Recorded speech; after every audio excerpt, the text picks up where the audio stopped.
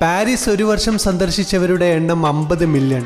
എന്നാൽ ദുബായ് എന്ന നഗരത്തിലെ ഒരു മാളായ ദുബായ് മാൾ കഴിഞ്ഞ വർഷം സന്ദർശിച്ചത് 105 മില്യണിലധികം ആളുകൾ. Yes, this is largest mall in the world.